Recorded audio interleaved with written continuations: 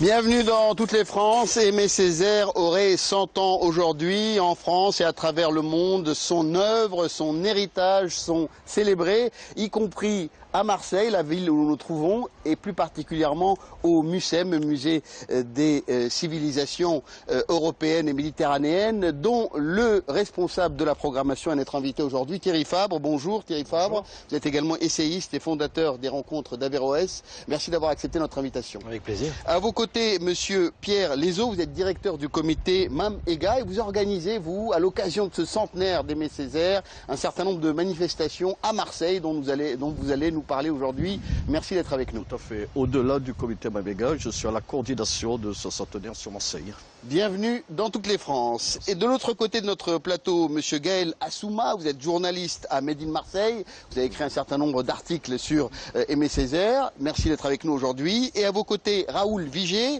vous êtes président d'honneur du collectif PACA pour la mémoire de l'esclavage. Vous avez d'autres activités associatives dont vous allez nous parler également.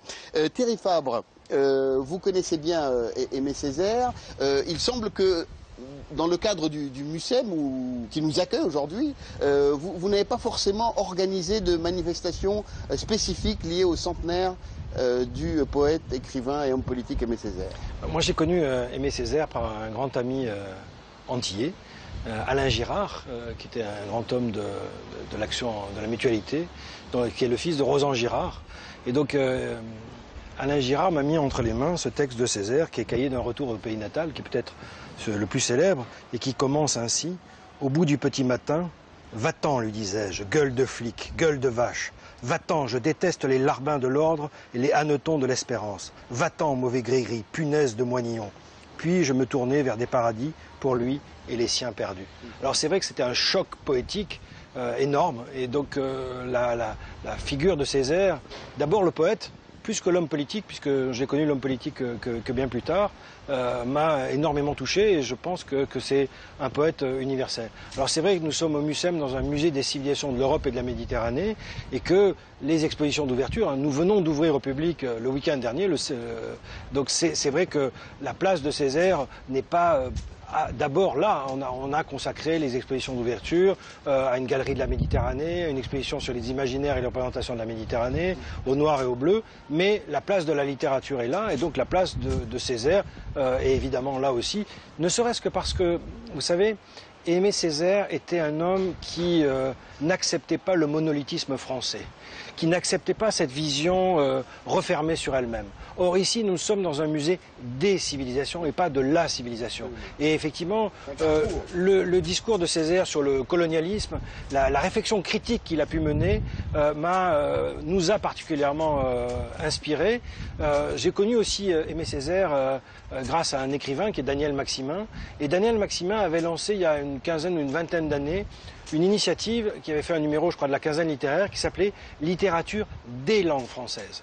Et il me semble que cette idée de « des langues françaises », on la retrouve bien dans l'imaginaire littéraire et poétique de Césaire, et je crois que l'œuvre de Césaire a toute sa place. Marseille n'est pas qu'une ville méditerranéenne, et d'ailleurs la Méditerranée c'est une route du monde, donc on venait des Antilles, d'Amérique latine, d'Asie, en passant par le J4 à Marseille, donc ce musée sera ouvert au grand carrefour et au grand vent de l'histoire. Et le MUCEM est à Marseille, mais Marseille ce n'est pas que le MUCEM. Pierre Lezeau, vous organisez un certain nombre de manifestations autour du centenaire d'Aimé Césaire. Alors tout à fait, je voudrais rebondir sur ce que vient de dire Thierry Fabre et commencer, une fois n'est pas coutume, par des remerciements. Je remercie François et l'équipe de toutes les France de nous accueillir aujourd'hui. Je remercie le MUCEM de nous accueillir aujourd'hui.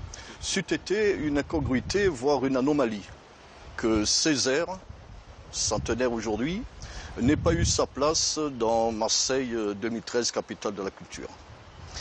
Nous avons démarré avec le cahier d'un retour au pays natal, un excellent bouquin. Il faut savoir que c'est un œuvre de jeunesse.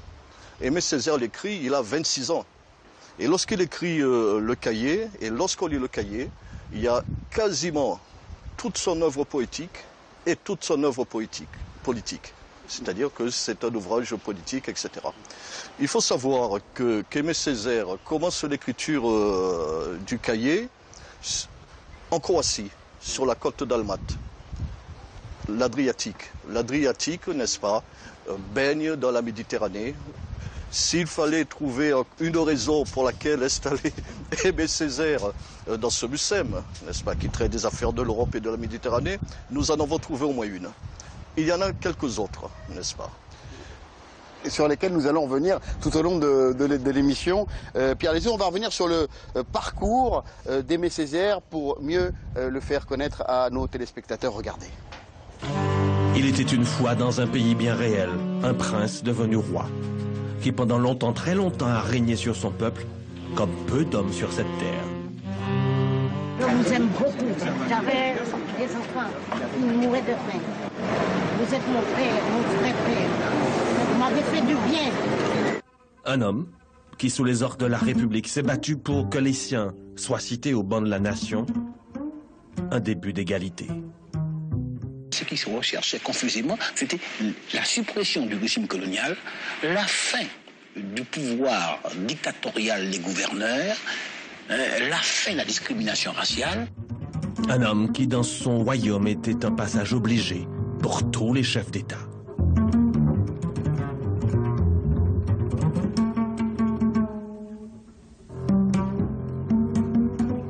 Un homme qui, de par ses mots, a donné tout son sens au mot nègre. Et on dit même que le fameux Black is Beautiful américain a été trouvé suite à sa pensée. Pensée qui se traduisait en un mot, la négritude.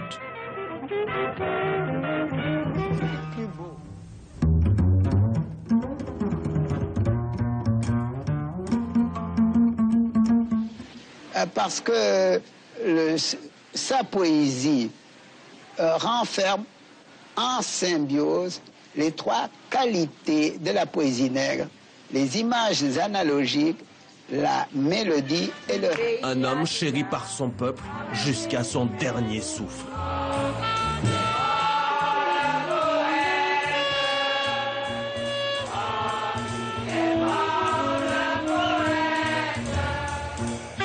Et jusqu'au dernier jour, les plus grands lui ont encore rendu hommage. Ça a été un moment important d'avoir siégé avec lui à l'Assemblée nationale, de l'avoir rencontré dans sa mairie de Fort-de-France.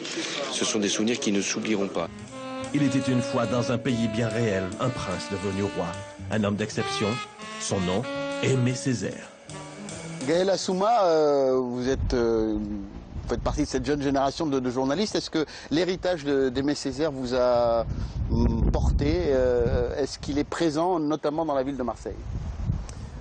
Présent, oui, dans la ville de Marseille. Je ne sais pas très précisément sous quelle forme, parce que c'est pas toujours partagé, mais en tant que journaliste, beaucoup. Parce qu'il apprend... j'ai surtout appris, très récemment d'ailleurs, grâce à ses écrits, à reconnaître le mot nègre comme une possible, pas qualité, mais en tout cas de le reconnaître comme tel et pas forcément comme insulte. Pour vous, c'est récent? C'est récent, ouais. C'est très récent. J'ai mis du temps à accepter ce concept de négritude avant de mieux le comprendre maintenant. Ouais.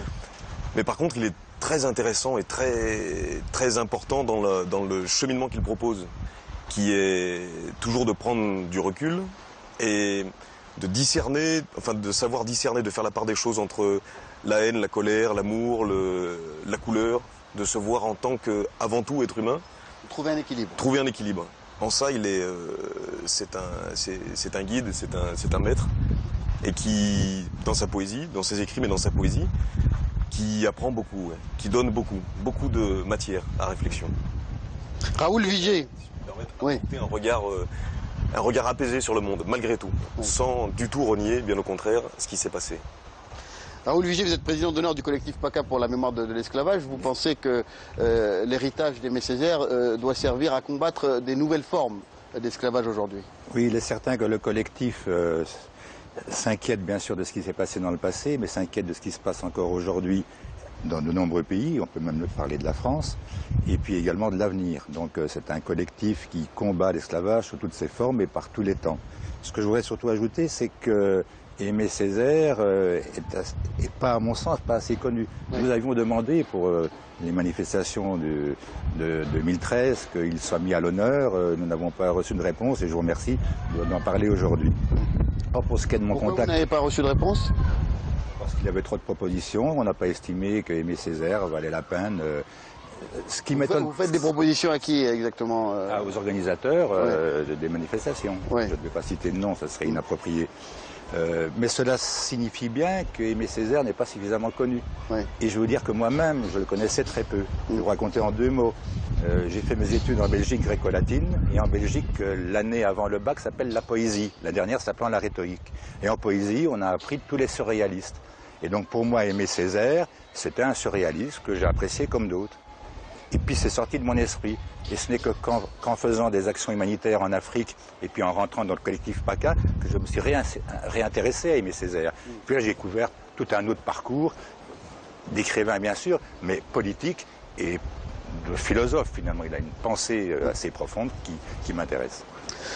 Nous a rejoint comme chaque semaine Julien Pain en collaboration avec les observateurs de France 24, la chaîne d'information internationale. Justement, on parlait de cette méconnaissance d'Aimé Césaire. Vous êtes allé creuser un peu sur les réseaux sociaux et les sites internet pour voir ce qu'il disait. Alors, du poète. Vous savez certainement qu'Aimé Césaire a étudié à Louis le Grand, le prestigieux établissement. Il était boursier. Et bien, bon, pour faire un peu ma mauvaise langue, je suis allé voir si à Louis le Grand, 80 ans plus tard, l'héritage d'Aimé Césaire avait été apprécié. Et notamment si dans les fameuses prépas de Louis le Grand, il y avait plus de noirs, de nègres qu'avant. J'ai été un peu déçu. Je vais vous montrer juste une des photos de classe que j'ai récupérées. Alors, j'ai pris celle-là en exemple, hein, c'est parce que c'est assez révélateur. En gros, selon mes statistiques personnelles qui n'ont rien de scientifique, il y a à peu près un noir par classe. Et pas plus, qui est à peu près pareil, je pense, qu'en 1930. Encore une fois, loin de moi l'idée de taper sur Louis le Grand, parce que je pense que malheureusement, c'est le cas dans tous les lycées prestigieux de la capitale parisienne. Ceci dit, là, je suis vraiment mauvaise langue. Il y a quand même beaucoup de noirs dans ce lycée Louis le Grand, et je vais vous montrer où ils sont. Dans la cuisine. En cuisine, par contre, il y a beaucoup de noirs. Et je suis allé plus loin, parce que je voulais faire mon travail de journaliste correctement. J'ai interviewé le cuisinier de Louis le Grand. Alors ça paraît étrange, en général on n'interviewe pas les cuisiniers. Moi, il m'a parlé par webcam de sa cuisine. Et voilà ce qu'il raconte sur la diversité à Louis le Grand. C'est vrai qu'il n'y a pas excessivement de gens de couleur. Oui, il y a surtout des gens blancs, oui. Bon, après, je sais qu'il y a des partenariats avec des pays africains. Il y a asiatique, il y a français, mais c'est vrai que non, noir et arabe, vraiment très peu. C'est pas évident, ça coûte quand même assez cher d'être à Louis le Grand. Ouais, non, en cuisine, c'est vraiment les 3/4 étrangers. C'est africains, antillais, il y a français, mais c'est vrai que il y a plus d'Africains et d'Antillais que on va dire de blanc, hein. Enfin bon, même si j'aime pas dire ce mot-là. Thierry Fabre, il faut éviter d'employer ces termes, à votre avis. Il faut ce type de raisonnement, dire que voilà, il y a des effets qui sont d'apparition. Ouais. Après, je crois qu'il faut faire très attention aux assignations identitaires. Qu'on ne mette pas des gens dans des cases qui n'en sortent pas. Le noir, l'arabe, le blanc, enfin, etc. Alors que Césaire lui-même était dans une pensée de la trajectoire, de la mobilité, même si, quand on regarde ce que Léon Gontran Damas, Césaire et Senghor ont fait, ils ont retourné un mépris en dignité. C'est-à-dire que nègre, c'était une insulte, et ils se sont appropriés en disant, puisque vous nous la jetez à la figure comme une insulte, nous on va le revendiquer. On va revendiquer la force, l'élan, la dimension littéraire et poétique, tout en maîtrisant parfaitement la langue française, parce que tous les trois, c'était des maîtres dans l'expression française. Ouais. Mais ce qui est formidable, c'est pour ça que je parlais de littérature des langues françaises, c'est qu'ils ont retourné cette langue pour lui apporter quelque chose qui vient ou d'Afrique, ou de Guyane, ou des Antilles. Et là, je crois que Jacques Berck a utilisé cette notion de culture d'apport. Pour moi, c'est un formidable apport à la littérature. Pierre Lézot ? Oui, je rejoins un peu le reportage sur Louis le Grand, mais j'allais presque dire que c'est à l'image de la société française et de ses élites. Hein. Nous aurions pu chercher combien de députés noirs il y a à l'Assemblée nationale. combien de sénateurs, etc. Je ne parle pas de ceux qui sont ressortissants des collectivités et territoires d'outre-mer. Donc ça, c'est une chose. Ce qu'il faut savoir, donc effectivement, ça n'a pas beaucoup bougé depuis les années 30 à Louis le Grand. Mais c'est à Louis le Grand, effectivement, que Césaire rencontre Damas, Senghor, etc. Oui. Et c'est là où ils vont pousser ce grand cri nègre, n'est-ce pas? Ce grand cri nègre est développé avec Senghor et Césaire vont développer ce concept de la négritude. Mais la négritude, ce n'est pas un enfermement, nous dira Césaire, n'est-ce pas? Je ne parle pas du noir ou du noir. Moi, lorsque je parle de négritude, je parle pour les noirs, je parle pour les musulmans, je parle pour les juifs, je parle pour les asiatiques, je parle pour les blancs, je parle pour tous ceux qui ont été bafoués et piétinés. C'est ça le concept de la négritude chez Césaire. Julien. Je suis aussi intéressé à l'héritage d'Aimé Césaire. Vous en parliez, peu d'expositions. Enfin, c'est plus difficile d'organiser des événements autour d'Aimé Césaire. Alors j'ai regardé, moi, tout bêtement, tous les grands hommes ont des places, des squares, des lycées, que sais-je encore. Je suis allé regarder sur les collèges et les lycées Aimé Césaire. Est-ce qu'il y en avait déjà? Alors la bonne nouvelle, c'est qu'il y en a beaucoup. Mais j'ai remarqué aussi qu'ils n'étaient pas à n'importe quel endroit de France. Alors les collèges que je peux vous citer, il y a le collège Aimé Césaire de Vaux-en-Velin, de Villejuif, de la Goutte d'Or et des Ulysses. Alors est-ce que c'est un hasard si on met tous les collèges Aimé Césaire dans des quartiers difficiles? Est-ce que ça veut dire qu'en gros c'est un message pour les jeunes de banlieue, de dire vous pouvez réussir comme ce noir, ce qui me semble à moi un peu bizarre quand même? Pourquoi? Alors c'est votre interprétation, Julien. On va voir ce qu'en pense par exemple Gaël Assouma. Est-ce que vous pensez qu'un lycée prestigieux devrait s'appeler Aimé Césaire, un lieu prestigieux devrait s'appeler Aimé Césaire? Ça pourrait, oui, ce serait pas volé, ça c'est sûr. Maintenant, c'est pas évident. Ça peut être aussi la question de l'exemplarité, hein, comme vous dites. Ça peut aussi être aussi ça. Ça peut être aussi, bon, quitte à donner un nom, force est de le reconnaître, bon, ben, on va les donner à ceux-là en premier. Mais en tout cas, ça dénote qu'il est toujours pas, enfin pas accepté, mais il y a toujours un petit souci avec Aimé Césaire. Comment expliquez-vous cette méconnaissance? Je vous posais la question tout à l'heure de savoir si à Marseille ou dans le cadre dans lequel vous êtes au quotidien, on parlait d'Aimé Césaire, de son héritage. Vous m'avez dit non, moi personnellement j'ai lu, j'ai appris, mais il me semblait que son œuvre, son héritage soit peu connu. Très peu connu, oui. Très peu connu. À la FNAC, par exemple, là c'est l'année Aimé Césaire à Marseille. À la FNAC, il est au rayon, un petit rayon poésie au milieu de langue étrangère, et il n'y a que trois ouvrages. Le reste, il faut le commander. Pierre Lézot. C'est tout à fait vrai. Dans le rayon poésie, effectivement, à la FNAC, il n'y a que livre d'Aimé Césaire. Ce qu'il faut savoir, Aimé Césaire est connu et méconnu, je pense surtout par le fait parce qu'on a enfermé Aimé Césaire dans une pensée noire, de noirs qui s'adresse à des noirs. Alors qu'on n'a pas pu saisir, mais cette émission va y contribuer, qu'on n'a pas pu saisir l'universalité d'Aimé Césaire. Il y a un programme de l'UNESCO qui s'appelle l'Universel réconcilié, Aimé Césaire, Tagore et Pablo Neruda. Donc ça pêche par ça, c'est-à-dire que c'est une histoire de communauté, une histoire de noirs entre eux, et de poésie noire, de littérature noire, alors qu'on n'a pas encore saisi l'universalité du message de Césaire. Pour terminer avec cette histoire de rue, il faut savoir que lorsque nous avons monté ce collectif centenaire d'Aimé Césaire à Marseille, une de nos premières demandes à la municipalité, nous sommes en train d'y travailler, c'est qu'une rue à Marseille puisse s'appeler Aimé Césaire. Et c'est parce qu'on aura exposé qui était Aimé Césaire, parce qu'on aura développé son œuvre et sa carrière politique, qu'on arrivera à faire nommer une rue, pas en relégation, hein, une belle rue de Marseille Aimé Césaire. Thierry Fabre. Au-delà des rues, de sa visibilité dans l'espace public, je crois qu'il faut essayer de comprendre un peu la trajectoire. Et la négritude, au fond, quand il la revendique, c'est une façon de prendre de la distance. Pourquoi? Parce qu'il y a une annexion. C'est-à-dire qu'il y a une annexion symbolique de ce qu'on a pu appeler les Antilles blanches, qui est en fait un processus d'imitation de toutes les formes culturelles.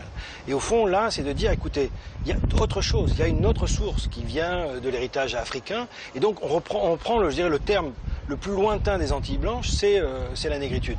Puis après, il y aura d'autres étapes de trajectoire de ce que certains ont appelé la créolité ou la créolisation, et qui montrent la multiplicité. Mais c'est vrai que cette dimension-là, c'est un acte fondateur pour construire un propre. Et un territoire propre, à partir duquel on peut exister et dans lequel on n'est pas dans le lieu de l'autre. le grand risque, c'est de transformer le propre en impur. Et ça, c'est le discours de la purification ethnique, c'est le discours raciste, etc. Alors que, justement, Césaire est aux antipodes de ça, puisqu'il est dans une vision universelle et universaliste. Julien. Ouais, je voulais juste finir, parce que je suis un peu toujours mauvaise langue, mais j'ai regardé du coup André Malraux, qui est un peu le grand contemporain, le grand homme de l'époque, ils se connaissaient. Parce que Camus est né la même année que Césaire. C'est vrai, mais Albert, c'est vrai. J'ai regardé Malraux, j'aurais pu regarder Camus aussi. Et effectivement, je vous montre la photo, c'est là que se trouve le collège Malraux. Il est en plein 17e arrondissement. Et moi, je me suis dit que j'aimerais bien que dans un collège du 16e arrondissement, on leur mette un lycée ou un collège Aimé Césaire, que ça soit pas que dans les banlieues et pas qu'un modèle pour les Noirs, parce que je suis d'accord avec vous, son message il est plus universel qu'adressé uniquement aux Noirs. C'est un message aussi pour les petits tout blancs des quartiers aisés, de comprendre qu'il y a un apport majeur dans la littérature de langue française d'un poète qui vient des Antilles. Je pense qu'il est temps d'ouvrir l'esprit et de ne pas être dans une vision de l'histoire de la littérature linéaire et uniquement, je dirais, centrée sur un héritage qui n'inclut pas l'héritage des Antilles. Et le continent africain qui est de l'autre côté de la Méditerranée, pas loin d'ici, a été également une source d'inspiration pour la pensée universelle d'Aimé Césaire. Regardez. Côte d'Ivoire, c'est le faute lui-même qui me l'est, en personne. Entre un collier de chef et des masques rares, Aimé Césaire avait fait de sa maison un véritable petit musée africain. L'Afrique qu'il a découvert paradoxalement à Paris en rencontrant Senghor dans les années 30. En découvrant l'Afrique, je me découvrais moi-même et à travers l'Afrique, je découvrais la Martinique. À l'indépendance du Sénégal, Léopold Sédar Senghor, devenu chef d'État, organise à Dakar le premier festival mondial des arts nègres, dont Césaire est le vice-président. 10 ans plus tard, en février 1976, c'est au tour de l'ami africain de venir en Martinique, visite symbolique et historique, l'occasion pour Aimé Césaire de fustiger les détracteurs de la négritude. Seules les âmes basses peuvent en parler bassement. Césaire et Senghor ont l'un comme l'autre participé au combat pour la décolonisation. En 1958, lorsque Sékou Touré dit non à la France, Césaire salue en lui un libérateur et se précipite en Guinée. Afrique, tu n'as pas peur, tu combats, tu sais mieux que tu n'as jamais su. Tu regardes les yeux dans les yeux des gouverneurs de proie, des banquiers périssables. Belle sous l'insulte, Afrique est grande de ta haute conscience, et si certain le jour, quand au souffle des hommes les meilleurs aura disparu la tsetse colonialiste. L'Afrique encore, lorsqu'en ouverture du festival de Fort-de-France en 1990, Aimé Césaire plaide pour la libération de Nelson Mandela. Et il y a Mandela. Césaire était en retour très aimé en Afrique, comme ici à Bamako où avait été organisé en 2003 un hommage pour son anniversaire. Aimé Césaire et Bamako par devoir de mémoire pour les liens douloureux qui existent entre l'Afrique et les Amériques à travers l'esclavage. Aimé Césaire parti, c'est une immense bibliothèque martiniquaise et africaine qui s'éteint. Raoul Vigier, vous avez lu le discours sur le colonialisme ? Oui, je voulais vous faire une remarque avant quand même. Je voulais savoir s'il avait fait un radio-trottoir. Il m'a dit non, mais si j'en avais fait un, le résultat aurait été catastrophique. Parce qu'effectivement, les Blancs ne connaissent pas bien Aimé Césaire, mais même les Noirs ne le connaissent pas, ce qui est assez incroyable. En fait, on est dans un système également d'acculturation des gens, parce que Super Vielle Apollinaire, vous posez la même question dans les rues, il n'y a personne qui le connaîtra. Alors pour ce qui est de parler de l'Afrique, une des raisons pour lesquelles Aimé Césaire me plaît, et donc que j'ai découvert plus tard, puisque je connaissais que le poète, c'est qu'il y a un mot qui ne lui plaît pas, et c'est un des mots de la langue française que je déteste le plus. Celui que j'aime le plus, c'est la liberté. Celui que je déteste le plus, c'est l'intégration. C'est un mot dont j'ai horreur. Et on essaye en France d'intégrer tout le monde, enfin des systèmes qui ne me conviennent pas. Je suis pour la richesse des cultures de toutes les civilisations. C'est mon plaisir. Mon plaisir, c'est d'aller manger chez un arabe à sa façon, d'aller voir une autre civilisation. Par contre, bien sûr, je leur demande de respecter nos règles. Donc ce côté-là d'Aimé Césaire m'a toujours bien satisfait. Et puis vous me parlez d'Afrique. Outre le collectif PACA, je m'occupe d'une association au Niger qui construit des écoles, des dispensaires, des puits. Et là aussi, on voit quand même la difficulté d'apporter à l'ensemble de ces populations ce qui leur manque le plus souvent, c'est-à-dire l'école et la santé. Et donc c'est dans ces domaines-là où l'on se bat. Et il est évident qu'encore aujourd'hui, beaucoup de ces pays connaissent de grandes difficultés qui ne sont pas liées uniquement à leur économie propre, mais à la façon dont ils sont dirigés.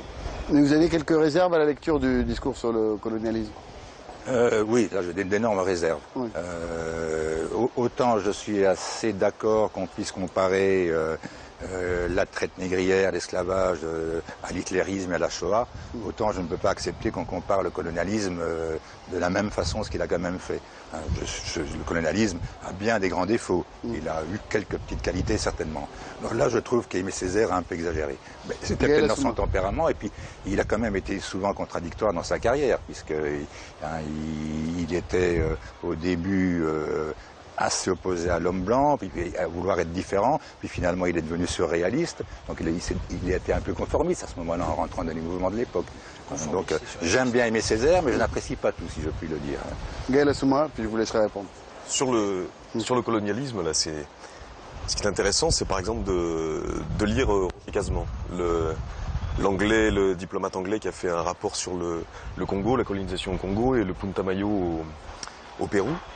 Et c'est très, par exemple, il y a une biographie de, je ne sais plus l'auteur là qui est sorti, mais c'est très intéressant de voir de lire le rapport sur le Congo, et après, par exemple, de lire une saison au Congo d'Aimé Césaire. Parce que là, le mot colonialisme prend vraiment tout son sens, et on s'aperçoit que la différence entre l'esclavagisme, l'esclavage de la traite transatlantique, qui révolue maintenant depuis un petit bout de temps, et le colonialisme qui est plutôt récent, se ressemblent énormément sur place. Et l'exemple du Congo est vraiment frappant. Le petit souci peut-être c'est parce qu'il c'est encore trop près, peut-être le colonialisme. Et là-dessus je le trouve pas du tout excessif Aimé Césaire, bien au contraire. Car ce que lui écrit beaucoup et dans sa poésie et sur lequel il revient, c'est la violence et la souffrance de millions de gens pendant très longtemps, sur lesquels ici on n'a pas beaucoup on n'en sait pas trop en fait. On n'en sait pas énormément sur ce qui a été la réalité du colonialisme en Afrique et la réalité de l'esclavage. Et voilà. Pierre Lézot. Oui, Aimé Césaire dénonce surtout la culturation des peuples, n'est-ce pas? C'est l'Europe face à l'Afrique, je viens vous apporter la civilisation. C'est ce que Césaire dénonce et d'une manière tout à fait ferme, claire et définitive, jusqu'à sa mort. Il faut se rappeler qu'Aimé Césaire refuse de recevoir en sa mairie de Fort-de-France le président Sarkozy, pour deux raisons. Nier que l'Africain soit entré dans l'histoire, et la deuxième raison, c'est lorsque le président Sarkozy... C'est suite au discours de Dakar, pour donc resituer. le discours de Dakar, oui. Et la deuxième raison, c'est le fait de dire que... ça m'a échappé... Donc il y a eu le discours de Dakar, et les fameuses lois de la colonisation, sur les bienfaits de la colonisation. Oui, et là, Césaire s'est affronté très violemment aux députés de la majorité de l'époque. Je rebondis si vous permettez, parce qu'il met le doigt sur une plaie encore, c'est que Aimé Césaire et l'histoire de l'esclavagisme et de la traite négrière ne sont quasiment pas rentrés dans les livres scolaires. Ouais. C'est l'une des raisons pour lesquelles les Français ignorent toute cette partie de notre histoire. Aujourd'hui, ils sont dans les manuels scolaires depuis la loi Taubira. Depuis la loi Taubira, voilà. Thierry Fabre. Le lien, on parlait tout à l'heure, la première question que vous m'avez posée, c'est Césaire et le Mucem, puisque nous sommes sur la terrasse du Mucem. Dans l'exposition Le Noir et le Bleu, un rêve méditerranéen dont je m'occupe, on n'a pas cité explicitement Aimé Césaire. En revanche, je dirais une part de sa pensée est là, puisque la question au cœur de cette exposition, c'est l'envers et l'endroit de l'idée de civilisation. Donc la civilisation, barbarie, les Lumières et leurs ombres. Et je crois que Césaire est à la fois un héritier des Lumières, avec cette vision universaliste, et en même temps une dimension critique, parce que dans l'idée de civilisation, il y a indissociablement l'idée de barbarie. Comme dirait Walter Benjamin, tout document de civilisation est en même temps un document de barbarie. Et il me semble que la pensée de Césaire est dans cet héritage-là. Alors il y a sûrement des excès, mais son lien avec le mouvement surréaliste, je veux dire, c'est un cri. Et il y a un moment pour se faire entendre. entendre, on a besoin de crier fort. Je pense que quand il écrit Cahier d'un retour au pays natal, en 1939, cette dimension-là, elle est complètement absente. On a besoin de fendre le ciel pour faire apparaître une parole neuve. Après, il y a tout un débat historiographique sur la colonisation, le colonialisme, etc., qui me paraît très important. Et de ce point de vue-là, Césaire apporte une pierre, mais il y a d'autres contributions. Moi, je pense par exemple au beau livre Écrire en pays dominé de Patrick Chamoiseau, qui dit des choses très très intéressantes aussi sur la domination symbolique et comment on la retourne. Oui, Gaël. Aussi, justement dans les auteurs des savants qu'on oublie un peu, comme Cheikh Anta Diop ou Joseph Kizerbo, qui sont des grands scientifiques pour Cheikh Anta Diop ou historiens, pour Joseph Kizerbo, africain, sénégalais, et qui apporte... alors, il y a peut-être aussi une question d'habitude qui viendra peu à peu avec le temps, parce que après 500 ans, 400, 500 ans à apprendre que quand on est noir, on vaut moins qu'un blanc et qu'on ne sait pas grand-chose, forcément, il y a des réflexes qui restent, même encore aujourd'hui, qui fait qu'on ne se tourne pas encore facilement vers quelqu'un comme Cheikh Anta Diop. Ouais. Et je dis ça, c'est pour J'ai un petit trou, je voulais répondre sur ce que vous avez dit, ça m'échappe un peu. Ouais, sur la question de l'identité qui est centrale, hein. Vous l'avez abordé, Thierry Fabre, à travers ce cahier du retour au pays natal. On va justement voir comment cette œuvre a marqué le parcours d'Aimé Césaire. Regardez.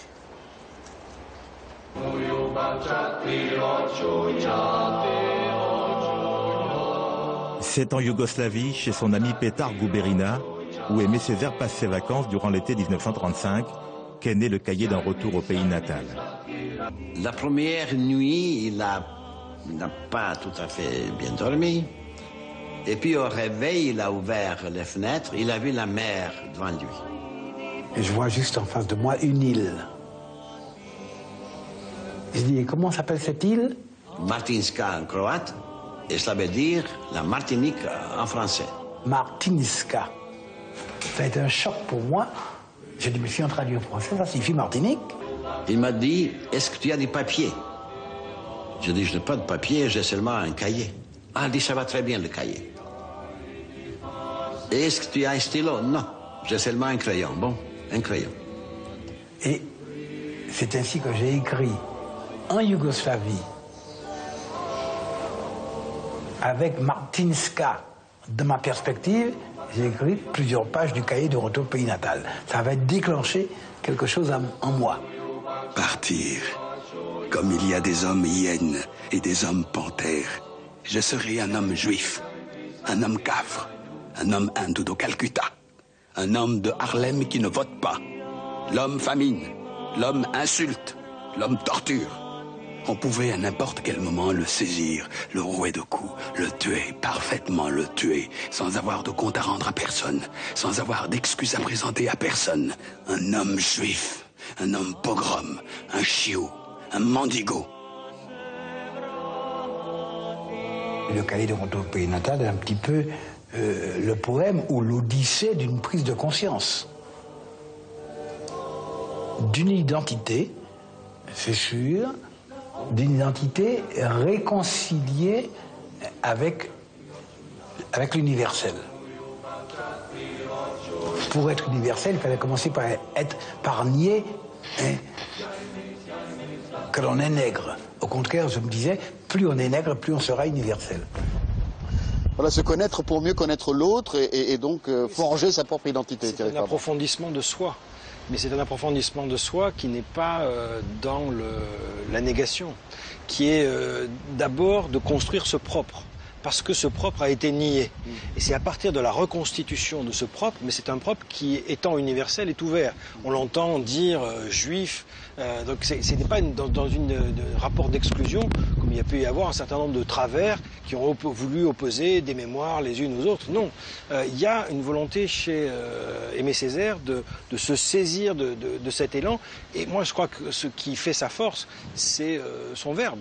son verbe poétique comme son verbe politique. Moi, j'ai entendu des discours qu'il faisait, qu'il écrivait à l'Assemblée nationale qui sont impressionnants. Impressionnants parce qu'il y a une qualité de la langue. Oui. Et la langue, donc, et de la langue française, pour le coup, c'est la belle, il m'en parlait tout à l'heure de la civilisation et de l'héritage des Lumières, c'est le rapport à l'universel, mais le rapport à l'universel qu'il situe quelque part et qu'il le situe sans l'enfermer. C'est peut-être le débat que moi j'aurais sur l'identité, à distinguer peut-être de l'appartenance. Je préfère le terme appartenance parce qu'une appartenance, ça se choisit, tandis qu'une identité, ça s'hérite. Oui, et où ça se construit aussi. Ben voilà, donc c'est ce que fait Césaire. On a l'impression qu'il a construit son identité à travers parfois, quand il y a eu toute une dérive sur l'identité, on a voulu nous enfermer dans les identités, et à ce moment-là, on est dans ce qu'on appelle les identités meurtrières, et ça, c'est extrêmement dangereux de s'enfermer dans ces identités. Gaël Assouma, oui. L'identité, c'est aussi un débat sans fin, puisqu'au final, chaque personne a une identité propre. Et plus on va restructurer, plus on va s'apercevoir que même en tant que noir, blanc, auvergnat, marseillais, peu importe, à chaque fois, on arrivera qu'on sera différent de celui d'à côté. C'est un débat qui nous a pris beaucoup d'énergie et de temps il y a quelques mois en France, qui n'a pas forcément abouti d'ailleurs, d'où la difficulté de construire cette identité. Oui, allez-y. Sur aussi la force de Césaire et dans toute sa sagesse, c'est l'inversion qu'il fait de le questionnement sur le rapport entre le faible et le fort, qui est le fort en question de grandeur d'âme humaine, que l'oppressé n'est pas forcément le faible, et que justement dans l'oppression on peut tirer énormément de noblesse, de grandeur d'âme, un peu comme le montre Mandela, ou comme il fait c'est pas parce qu'on a été oppressé, au contraire, on est peut-être plus à même de voir l'universalisme, l'universalité de l'humain, de l'être humain, qu'on est en fait pareil. Et ça, Aimé Césaire, il a compris. Alors je sais pas si on peut faire, je suis pas très pour les génies blancs, français, américains, tout ça. Non, parce que là, on retombe dans l'enfermement identitaire. Absolument. On retombe dans l'enfermement identitaire. Mais par contre, dans les enseignements que chacun peut apporter, il y a quelque chose qu'Aimé Césaire relève très bien, qui est des Noirs en général, soumis à l'esclavage. C'est une sorte de sagesse qui est retirée, où on a vu que ce soit Toussaint l'ouverture en Haïti, que ce soit peu importe, à chaque fois que la libération a eu lieu, il n'y a pas eu de retour violent, ponctuellement bien entendu, mais il n'y a pas de culture de la vengeance, et il y a une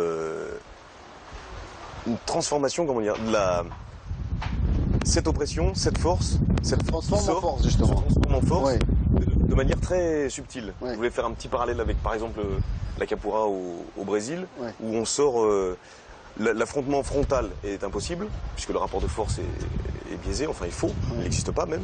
Donc on va sortir quelque chose par la joie, par la lutte, par une fausse lutte, par une danse, on va sortir quelque chose qui va contourner le problème et retrouver l'identité derrière. Voilà. Oui, à cet égard, sans doute, il faudrait relire Une tempête, n'est-ce pas, où il y a ce renversement de la dialectique maître-esclave, Une tempête de Césaire, d'après William Shakespeare. Alors, Thierry Fabre, vous voulez nous lire un petit extrait? Fameuse édition Ses amis de présence africaine. Oui. Et le choix qui a été fait pour la 4e de couverture, je trouve, est éloquent dans ce que Césaire peut toujours nous dire. Et nous sommes debout maintenant, mon pays et moi, les cheveux dans le vent, ma main petite maintenant dans son poing énorme. Et la force n'est pas en nous, mais au-dessus de nous, dans une voix qui vrille la nuit, et l'audience comme la pénétrance d'une guêpe apocalyptique. Et la voix prononce que l'Europe nous a pendant des siècles gavés de mensonges et gonflés de pestilence. Car il n'est point vrai que l'œuvre de l'homme est finie, que nous n'avons rien à faire au monde, que nous parasitons le monde, qu'il suffit que nous nous mettions au pas du monde. Et ce qui est intéressant dans ce que dit Césaire, c'est qu'il y a un élan, que l'histoire justement n'est pas finie et qu'à partir de cet héritage-là, il y a une nouvelle page de l'histoire, notamment de la littérature, qui peuvent s'écrire. Et je crois que, pour prendre une image que j'aime beaucoup de René Char, à chaque effondrement d'épreuves, le poète répond par une salve d'avenir, et une salve d'avenir dont nous charge la poésie d'Aimé Césaire. Raoul Vigée, cette salve d'avenir, vous la voulez exprimer sur le terrain, à travers vos actions, notamment en Afrique? À travers mes actions, et je constate quand même que, entre autres au Niger dont je m'occupe principalement, mais un petit peu des pays voisins, il y a encore effectivement de l'exploitation du noir par certains blancs sur place. Mais j'ajouterais qu'il y a aussi de l'esclavage des noirs qui existent encore et dont je suis témoin. Donc je voulais quand même rétablir cette petite vérité. Et sinon, sur place, je constate que la progression aussi au PIB, on dit qu'ils augmentent de 8% là, de 6% là, on ne le voit pas dans la situation des populations. Les gens vivent toujours en autosuffisance limite. C'est-à-dire le bol de 1000 par jour quasiment. Donc les progrès ne sont pas très grands, bien qu'on renégocie les traités avec Areva, etc. Mais où va l'argent, je n'en sais rien. Pierre Lézot, vous avez donc mis en place ces manifestations autour du centenaire d'Aimé Césaire pour mieux faire connaître cet auteur qui était quand même enterré au Panthéon il y a 2 ans. Qu'est-ce que vous proposez à cette jeunesse qui connaît moins bien cet auteur? Et puis on reviendra un peu sur les modes de connaissance du poète et de l'écrivain Aimé Césaire. Nous arrivons au 26 juin, au premier semestre, n'est-ce pas, de cette année. Et nous comptons surtout, n'est-ce pas, sur tous ces aspects de communication. Monsieur Thierry Fabre est à côté de nous, donc sans doute nous aurons des choses à nous dire pour mettre en place certains événements sur Marseille, etc.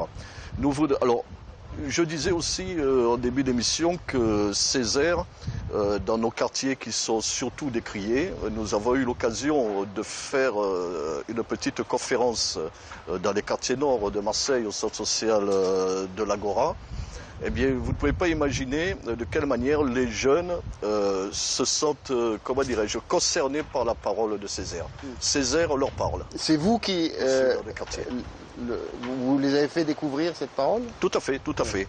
Donc, à la fin des débats, on se retrouve avec des réflexions en disant mais pourquoi ne nous a-t-on pas appris ceci à l'école, ceci, cela, etc. Parce que lorsqu'on dit que Césaire pousse son cri, n'est-ce pas, au-delà même de la négritude, qu'il est bon et beau d'être nègre, n'est-ce pas? Ça parle aux jeunes, ça parle à nos jeunes qui écrivent, qui poétisent, n'est-ce pas, par le rap, par le slam. Et là-dessus, nous allons continuer ce travail-là. Nous voudrions terminer cette année, de toute façon c'est déjà programmé, au théâtre Toski de Richard Martin, n'est-ce pas, qui nous a donné déjà son accord pour un grand symposium qui devrait réunir artistes, intellectuels, etc. pour terminer cette année Césaire en beauté. Made in Marseille fait quelque chose Gaël Assouma? Pour Made in Marseille particulièrement, pour Aimé Césaire particulièrement. C'est pas prévu chez vous? On suit surtout Il faut savoir que tous nos camarades font partie du collectif 2013 Aimé Césaire, où nous avons recueilli non seulement des associations, mais aussi des personnalités qualifiées pour nous parler de cet homme-là. Thierry Fabre, vous avez parlé du cadre du muséum en disant qu'il était naturel, au fur et à mesure de la programmation que vous dirigez, de mettre Aimé Césaire à l'honneur, en tout cas son œuvre, son héritage. Comment comptez-vous faire? Là, il y a effectivement dans la programmation d'ouverture, on est plus Méditerranée-Europe. On a dans une programmation littéraire qui s'annonce. Méditerranée-Europe, on est en plein Aimé Césaire aussi. Oui, mais on est, comment dire, on a recentré le MUSEM sur le monde méditerranéen, donc qui est déjà un monde très très vaste. Ça n'est pas d'une dimension qui est exclue. Et moi, je suis, comme vous avez pu l'entendre, un très grand admirateur de Césaire, et au-delà de mes intérêts, des goûts, je crois que c'est une figure qui a justement, par sa dimension universelle, la capacité de nous faire lire le monde autrement. Donc dans le cadre des rendez-vous littéraires que nous programmons, il va y en avoir un par mois qui va s'appeler Au comptoir de l'ailleurs, qu'on va faire avec Evelyne Pravillo. Je pense qu'on peut tout à fait imaginer un lien justement autour de ces littératures des langues françaises, en prenant la figure de Césaire comme une figure emblématique.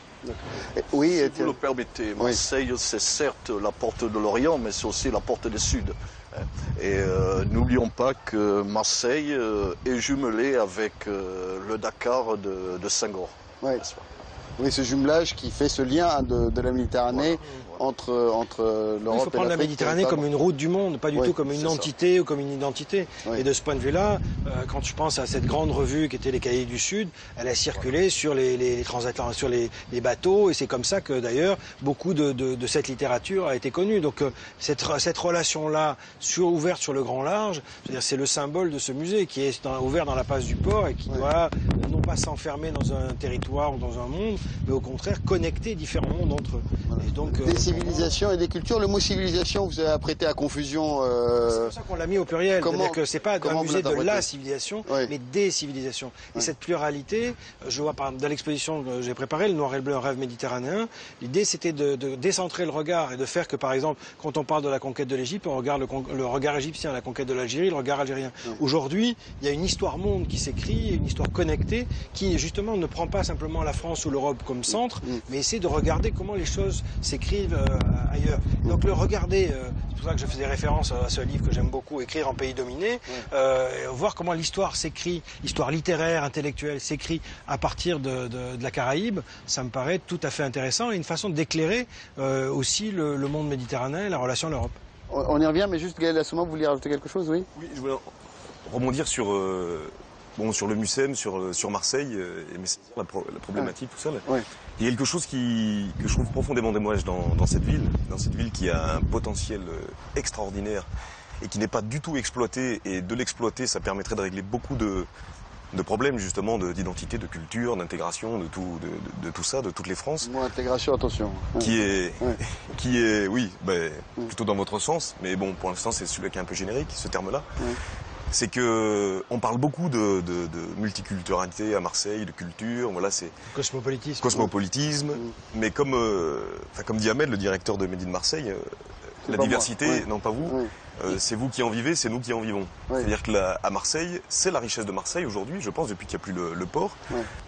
Mais on s'en sert beaucoup, mais on l'entretient pas du tout, bien au contraire. À des fins de communication, de grands événements, mais pas sur le terrain, c'est ça? C'est très bien, il est très beau le Mucem, capitale mondiale de la culture, c'est européenne, pardon. C'est très bien, mais le problème c'est qu'après, voilà, les problématiques d'Aimé Césaire, tout ça, c'est qu'il suffit de passer là juste derrière le panier et tout ça, ça n'existe plus. Qu'est-ce qui existe? Ça existe quand même parce que c'est connecté avec. Nous sommes connectés avec ce quartier. La preuve, on construit une passerelle pour être en lien. Oui, mais voilà. Non, mais ce qu'il veut dire, il y a deux mondes face à totalement l'amplitude du problème, opposés. la passerelle c'est très joli, mais ça reste symbolique. Par exemple, le quartier de la Belle de Mai. C'est assez physique, hein. On traverse sur une passerelle. Oui, mais ça reste un symbole, ne serait-ce que la distance. Il y a un décalage qui fait que. Il y a des quartiers comme la Belle de Mai, comme Caliste, comme toutes les cités des quartiers nord qui sont de ce côté, où là il n'y a plus rien. Il n'y a plus rien, même au niveau. Mais en même temps, ici, il reste accessible à tous. Oui, mais bien entendu, physiquement c'est accessible à tous, mais ça c'est de la théorie aussi. Aller les chercher, monter des projets communs pour envoyer les signaux pour dire cette maison est aussi à vous. Cette maison est aussi à vous, mais c'est sans doute ce qu'il faut retenir. Parce qu'ici, il y a des très beaux aménagements. Je trouve ça, bon après c'est une politique générale. Qu'est-ce que Césaire aurait fait dans ce cas de figure? Il aurait fait en sorte que le tramway, plutôt que de partir de suivre la ligne 2 du métro, il serait allé directement desservir Caliste et faire en sorte que les gens de Caliste puissent arriver sans mettre 1 heure de transport dans un bus bondé pour venir par exemple le Mucem. Il aurait fait en sorte que le quartier de la Belle de Mai ne sombre pas ne soit pas oublié des pouvoirs publics.